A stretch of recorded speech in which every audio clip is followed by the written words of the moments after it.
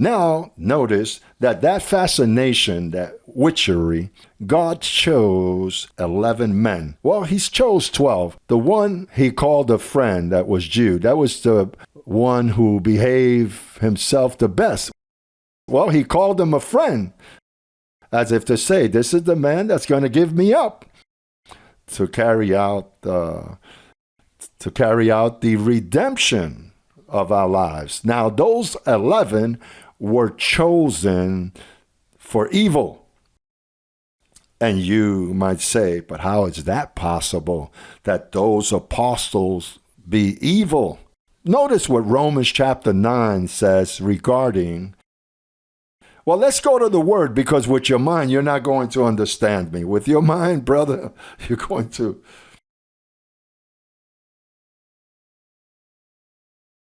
Look at what Romans 9 says in verse 14.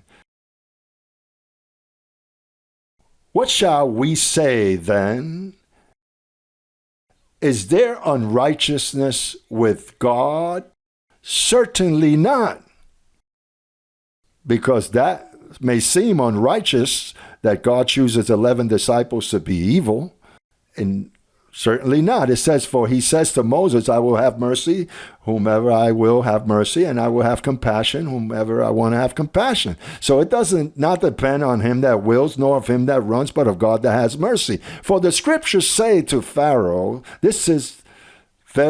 for this purpose I have raised you up till I can show my power and my name can be announced throughout the earth. Therefore he has mercy, whom he wills, and whom he wills he hardens.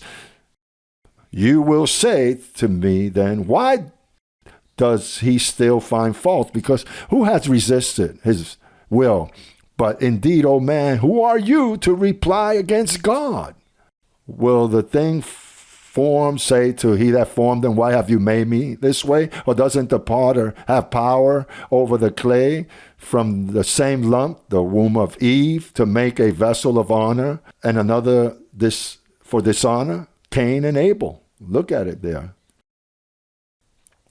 Listen, you have to discover the purpose of your life. For an example, if I was born to deceive, I want to be the best in deceiving. Don't you think? If I was raised up to be an apostate, a heretic, as they say out there, well, I want to be the best heretic. Why do it halfway? Nothing halfway works. Now, if I have been risen up to communicate the truth, it's extreme. I am going to the very end with this. So then, Peter had to have thought as I think now. When Christ said, depart from me, Satan. I think that Peter looked back and he says, with whom are you talking? He says, with you, Satan. Didn't he say that to Peter? And the word says that no corrupt words have come out of his mouth. Satan was an incarnation of Satan.